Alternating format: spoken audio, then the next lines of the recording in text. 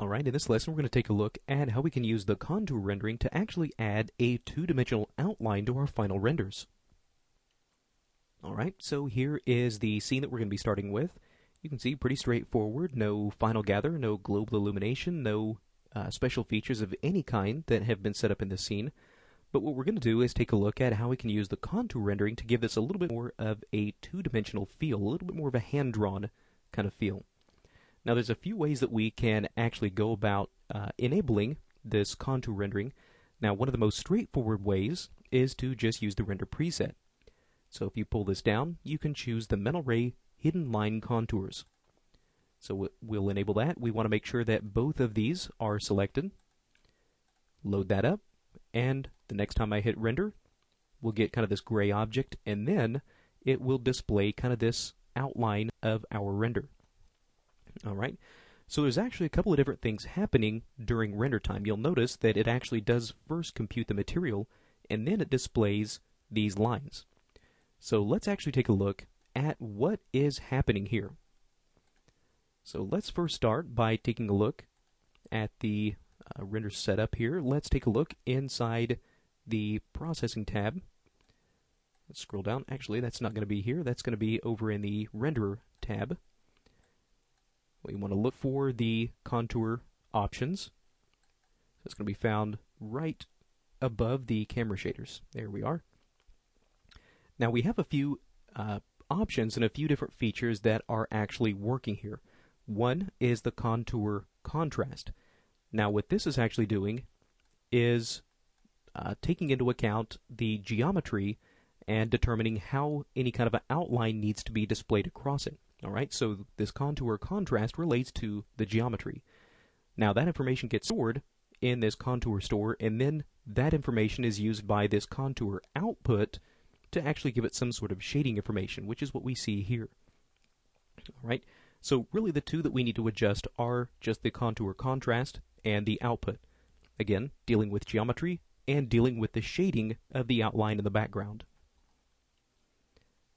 Alright, so if we were to just come in and click on this, you see we're not actually able to edit any of these different parameters.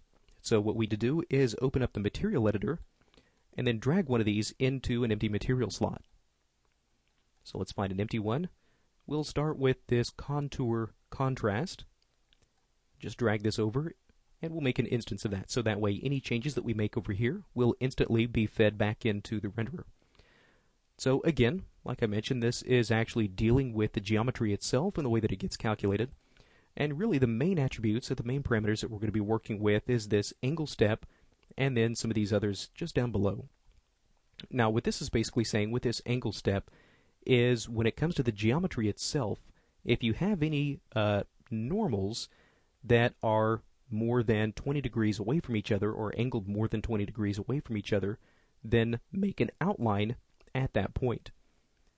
Alright, so you can see we have right in here some of these areas where we have some of the normals that are a little bit closer together. So what we should be able to do is if we want to be able to carry a line maybe a little bit further down through here, if we start to decrease that threshold, so that way if any normal is any more than 5 degrees away from each other, then you'll start to get a line there. Alright, so we'll let it calculate, give it a moment, and there we go. Now we have a little bit more of a detailed line. Alright, so that's pretty much what this does. Now the material contours, what this is going to try to do is any place that we have a unique material, it's going to try to put an outline there. Now in this case we're actually using the same material throughout the whole scene, so really we won't see any kind of an effect here, at least not yet. Now if we turn on this phase contours, what this is actually going to do is display the triangulated mesh for us. And this one does take a little bit longer. As you can see, there's a bit more information here to have to calculate. There we go. So now we're actually seeing some kind of a triangulated, subdivided, tessellated mesh. Alright, so that's what we're actually seeing here. And then with this one, the color contrast, this is actually going to try to apply some kind of an outline to any place that has a very drastic change in color or in contrast. Again, we're all using the same material, so we're really not going to see any kind of a change happen with that.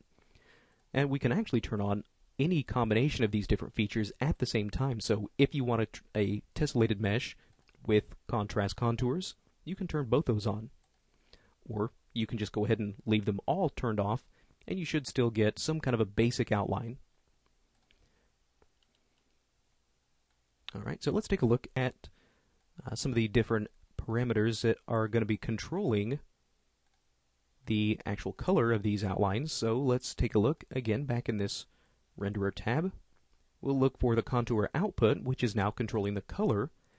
Take this and drag this over into an empty slot. And with this, we can come in and maybe give this a little bit different background color, maybe something a little darker gray. Alright, so that's what we get. Now, you'll notice that in here there was no attributes or any parameters to control the actual color of this outline. Now, these outlines are actually contained on a shader itself, not necessarily controlled or linked in any way to the camera or the renderer. This is strictly a material attribute. So what's happening, the reason that we have all these different objects that are kind of this gray color is because we're using a material override. So if we go to the Processing tab, you may recall from a few lessons back where we were using this material override to preview our ambient occlusion. So you can see this has been enabled, and it's automatically plugged in this material, this override standard material. Now this was all done automatically whenever we chose this hidden line contours preset, so it did all of this for us. So to access this, let's take it and drag it over into an empty slot. There we go. And we want to scroll all the way down and take a look underneath the metal ray connection rollout. Scroll down, and you want to look for Advanced Shaders next to the contour. You can click on that, and this is where we can access the color of the contour outline. So maybe if we wanted to give this a little bit more of a red color, just give this a moment to re-render, and there we go. And if we wanted to maybe give this a little bit higher thickness as well, so that way the lines are a little bit thicker. Maybe give this a black background just so this really stands out. And there we go. So now we have sort of these contour outlines around our whole object. All right, now if we wanted to actually see some of these other parameters in effect, things like this material contours and the color contrast contours, we can actually come back and remove this material override. And the next time we render, we should pretty much just get black. All right. So let's come in and do a couple of things. Let's first go back to this renderer tab, and let's take a look at the output. Now for this one, right now it's still set to use just this black background. So what I'm going to do instead is switch this to a composite. All right. Now what that'll do is pretty much make this transparent, this black background that we had before. Right. So now we don't have any of that black background, but now we need to get the outlines back on our objects. Now again, this is controlled on a per material basis. So we can actually add contours to any of our materials. Just select that material, scroll all the way down, take a look under the metal ray connection rollout, and you should see Advanced Shaders Contour, just like what we did before. So let's go to None, click on that, and now we can plug in any of these different contours. We'll just use maybe a simple contour for this. Plug that in, and now we have this black outline. And we can call this something like contour lines, or just anything that we can come back and actually recognize this. Now, what we can do is go back to any of these other materials that are being used, take a look, and now let's go back to the material editor, and we'll plug in this simple contour, plug in an instance. Oops, that's actually the wrong one. Let's go back to this. Let's first clear this out. Connect this again. There we go. And so now this shader, this material, is using the exact same contour lines shader that we had applied before. So what we can do is just really come in here and plug this in. And what we're going to do is share the same contour line shader with all these different materials.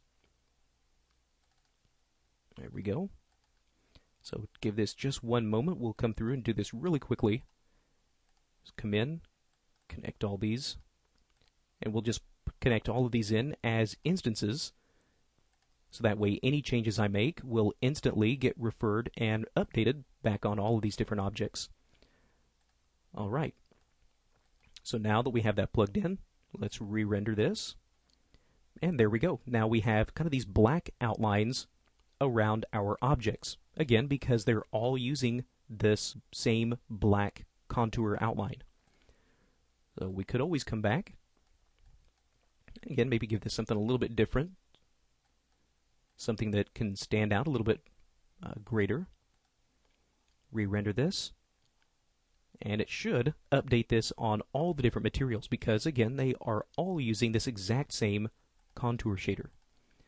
Now, if I go back to the actual contrast functions, now this gives us a little bit better opportunity to display and illustrate some of these different options. So if I were to come into the, let's say the color contrast, all right, you'll notice that right now it's really just kind of outlining around these main materials. But what we should see is any of these areas that have a very high color contrast, it should now come in and add an outline or a contour to those areas. And you can see that's exactly what we get. All right, so you can see that we do really have several options as far as using these contour lines either over our rendered images or using that in combination with something like a material override to give us really this very flat two-dimensional look that we were getting a little bit earlier in this lesson. Right, so that's an overview of the contour properties.